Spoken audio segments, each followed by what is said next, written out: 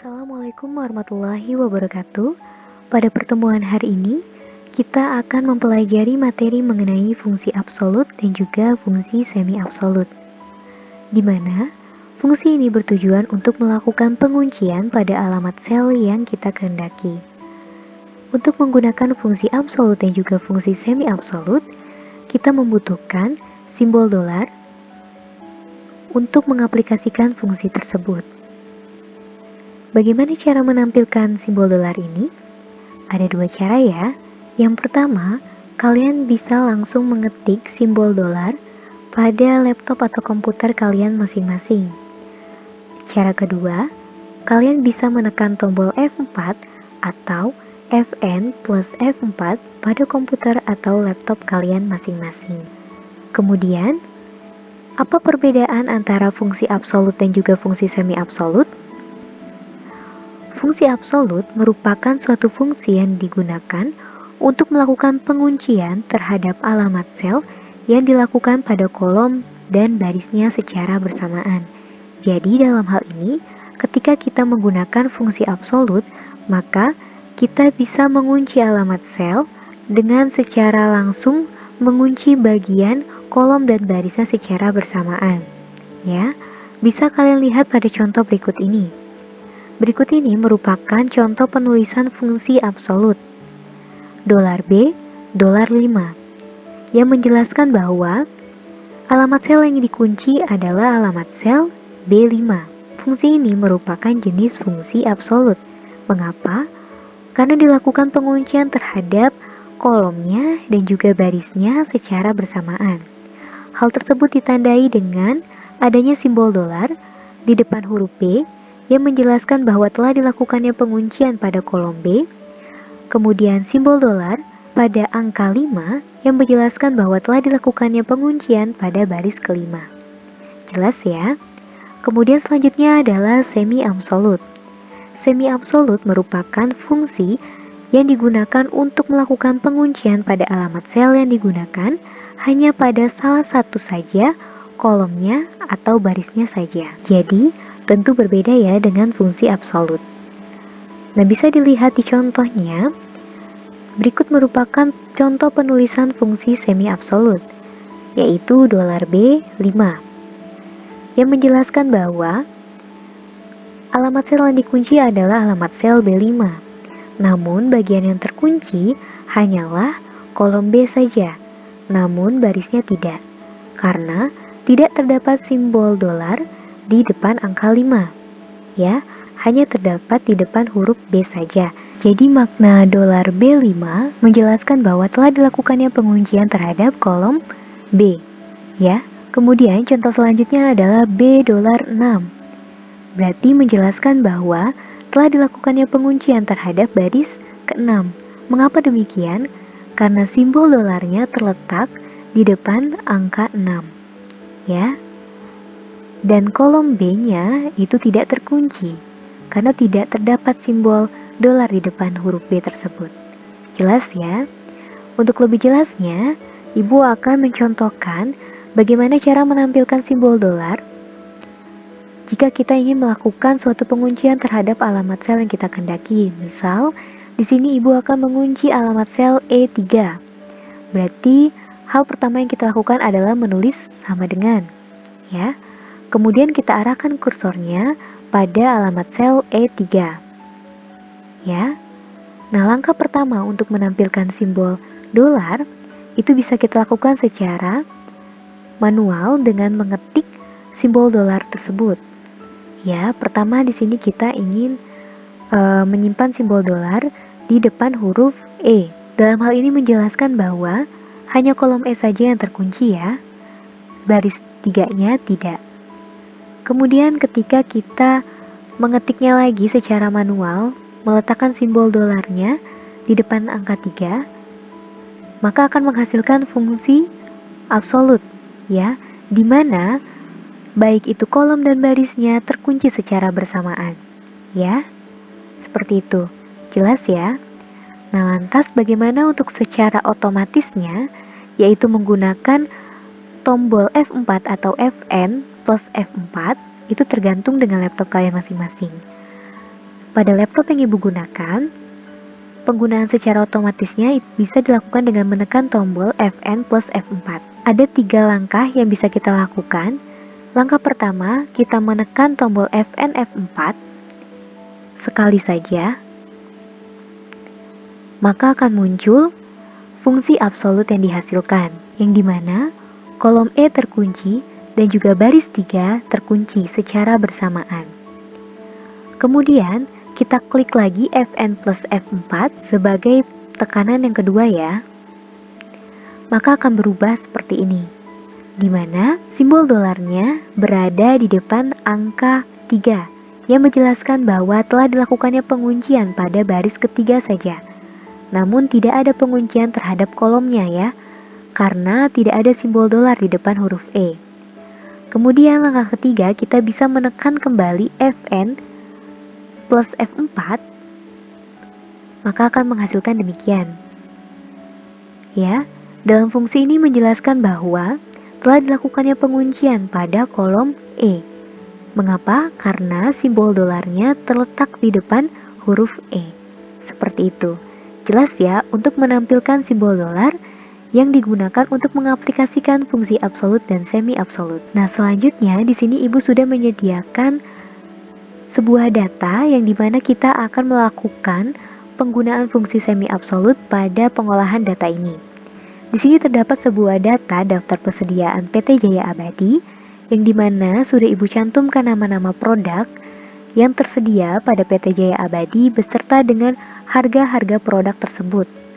Kemudian sudah Ibu cantumkan juga berapa besar kuantitas yang dikehendaki. Langsung saja kita kerjakan. Untuk mengisi alamat sel C19, di sini kita ingin mencari berapa besar biaya yang dibutuhkan jika kuantitasnya 1 dengan harga produknya 100.000. Jika secara manual, maka hasilnya adalah tetap 100.000 ya, karena 100.000 dikali dengan 1. Di sini kita coba lakukan secara manual terlebih dahulu, yaitu kita mengetik sama dengan, kemudian kita arahkan kursornya ke harga produk yaitu 100.000 ya. Kemudian kita kalikan dengan kuantitas yang kita kehendaki atau jumlah barang yang dikehendaki yaitu 1. Kemudian enter. 100.000. Nah, ini merupakan cara manualnya. Nah, apabila kita ingin mengcopy paste atau mendrag ke sisi kanan ataupun ke bawah, maka hasilnya tentu tidak akan sesuai dengan apa yang kita kehendaki. Ya, seperti ini. Terlalu besar jumlahnya. Bisa dilihat pada kolom APD, seharusnya harga satu buah APD itu 120.000. Tapi yang dihasilkan adalah 12 miliar. Tentu salah ya. Mengapa demikian? Karena penempatan pada alamat selnya tidak tepat. Ya. Maka dari itu perlu adanya penguncian terhadap salah satu alamat sel, baik pada bagian kolom ataupun barisnya. Ya, kita ubah ya. Di sini masih berbentuk secara manual. Bagaimana kita mengubahnya agar dapat otomatis jika kita mengcopy paste atau mendragnya dapat otomatis keluar nilainya sesuai dengan apa yang kita kehendaki? Nah, caranya adalah di sini untuk alamat sel C18, kita bisa menambahkan simbol dolar ya pada barisnya. Jadi dalam hal ini kita melakukan penguncian pada baris ke-18. Bagaimana caranya? Bisa kalian ketik manual ataupun bisa kalian tekan tombol Fn plus F4 ya. Namun bukan ini yang kita butuhkan, karena fungsi ini merupakan fungsi absolut atau kolom dan barisnya terkunci secara bersamaan. Nah, di sini yang kita kehendaki adalah kita hanya ingin mengunci barisnya saja ya, yaitu angka 18-nya ini. Berarti kita tekan lagi tombol Vn dan F4-nya secara bersamaan. Nah, seperti ini ya, yang dimana menjelaskan bahwa C$18 berarti telah dilakukannya penguncian pada baris ke-18. Nah, kemudian untuk alamat sel B19 bisa kita absolutkan lagi, di mana di sini kita mengunci kolomnya saja. Ya, agar ketika kita copy paste atau kita drag ke sisi kanan ataupun bawah, itu tidak berubah penempatannya. Ya, bisa kita klik atau kita tekan, bisa kita tekan tombol Fn plus F4.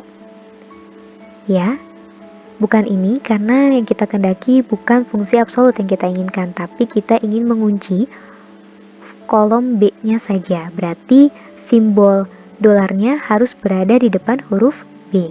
Kita tekan lagi tombol Fn plus F4-nya. Nah, demikian ya. Nah, jika sudah, bisa kita klik enter. Maka hasilnya akan 100.000. Nah, yang membedakan dengan hasil manual tadi, jika kita copy paste atau kita drag ke sisi kanan dan juga ke bawah, maka hasilnya sudah benar ya, sesuai dengan apa yang kita kehendaki. Ya, karena terdapat beberapa bagian dari alamat sel tersebut yang sudah kita kunci. Ya, sehingga tidak adanya perubahan jika kita mengcopy paste atau mendragnya. Jika kita bandingkan dengan alamat sel C19, di sini perkaliannya adalah C$18 dikalikan $B19. Kemudian bawahnya C$18 dikalikan $B20. Ya, berbeda gitu ya. Namun yang tidak berubah adalah bagian yang telah kita kunci ini tidak berubah. Meskipun kita drag ya, yang hanya mengalami perubahan adalah hanya di ujungnya saja. Ya, tuh 21, 22, 23, namun B-nya tidak berubah karena kita telah menguncinya. Seperti itu. Jelas ya? Nah, kemudian selanjutnya adalah contoh penggunaan fungsi absolut. Di sini terdapat sebuah data mengenai daftar hasil sewa kendaraan. Ya, di sini terdapat tarif sewanya per hari dan juga terdapat uang mukanya. Nah, di sini kita pada alamat sel D35, kita ingin mencari total biaya dari lama sewa dengan tarif sewanya. Nah, bagaimana caranya? Caranya adalah jika secara manual, kita bisa mengetik sama dengan, kemudian kita arahkan ke lama sewa, kursornya, kemudian dikalikan dengan tarif sewanya. Kemudian enter. Ya, hasilnya sudah benar. Namun ketika kita drag, akan value, berarti menandakan adanya kesalahan. Mengapa demikian? Karena terdapat alamat sel yang tidak kita kunci secara absolut. Sehingga jika kita mendrag atau mengcopy paste-nya, itu dapat berubah sesuai dengan perpindahannya. Begitu ya. Jadi yang harus kita lakukan adalah kita bisa mengetik sama dengan, kemudian kita arahkan kursornya ke lama sewa, ya. Kemudian dikalikan dengan tarif sewanya. Dan agar tidak berubah ketika kita mengcopy paste dan juga mendragnya, maka kita bisa mengabsolutkan alamat sel B3 ini. Bagaimana caranya? Caranya adalah dengan menekan tombol Fn dengan F4 secara bersamaan. Seperti ini ya, yang menandakan bahwa kolom B dan juga baris ke-31 telah kita kunci. Seperti itu. Kemudian klik enter. Jadi ketika kita drag ke bawah, secara otomatis akan menghasilkan sesuai dengan apa yang kita kehendaki. Bisa kalian lihat ya pada alamat selnya. Di sini alamat sel B31 tidak mengalami perubahan ketika kita mengcopy paste atau mendragnya ke bawah. Bisa kalian lihat ya.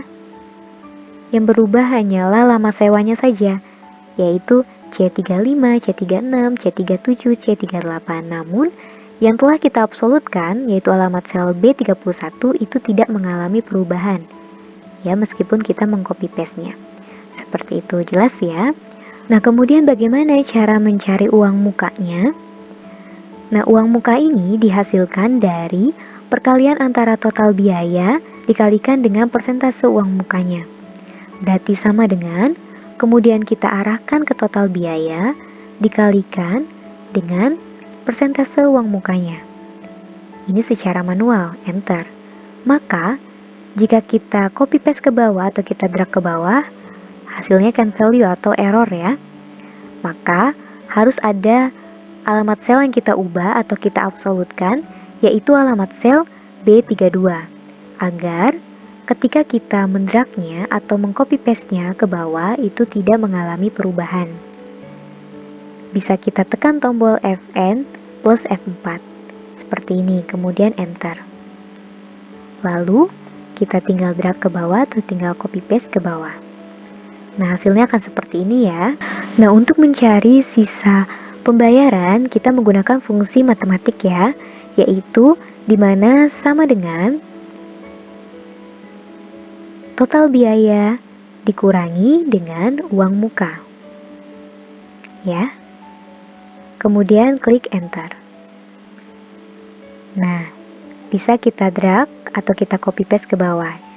Dihasilkan secara otomatis ya. Kemudian selanjutnya, bagaimana cara mencari nilai jumlah maksimal, minimal, dan rata-rata? Ingat pelajaran semester lalu mengenai fungsi statistika. Ya. Nah, di sini mencari jumlah berarti kita menggunakan fungsi sum ya. Berarti sama dengan sum, buka kurung, kemudian kita blok alamat sel yang kita kehendaki. Ya, kemudian enter. Muncullah hasil jumlahnya ya. Kemudian maksimal. Kita juga menggunakan fungsi statistika. Berarti sama dengan max, kemudian buka kurung, kita blok alamat sel yang kita kehendaki, kemudian enter. Minimal pun juga kita menggunakan fungsi statistik, sama dengan min, buka kurung, blok lagi alamat sel yang kita kehendaki, kemudian enter. Rata-rata pun sama, kita menggunakan fungsi statistik, yaitu average. Ya. Buka kurung, blok alamat sel yang kita kehendaki, kemudian enter. Seperti itu. Jelas ya untuk penggunaan fungsi semi-absolut dan absolut. Sekian penjelasan materi mengenai fungsi absolut dan juga fungsi semi-absolut. Ibu harap kalian dapat memahami apa yang telah Ibu sampaikan. Untuk pertemuan selanjutnya, kita akan melakukan praktikum secara langsung di sekolah. Bisa kalian catat hal-hal apa saja yang penting dalam video pembelajaran ini, dan jangan lupa untuk mengisi absen untuk pertemuan hari ini. Terima kasih sudah menyaksikan video pembelajaran yang telah Ibu sampaikan. Ibu akhiri, wassalamualaikum warahmatullahi wabarakatuh.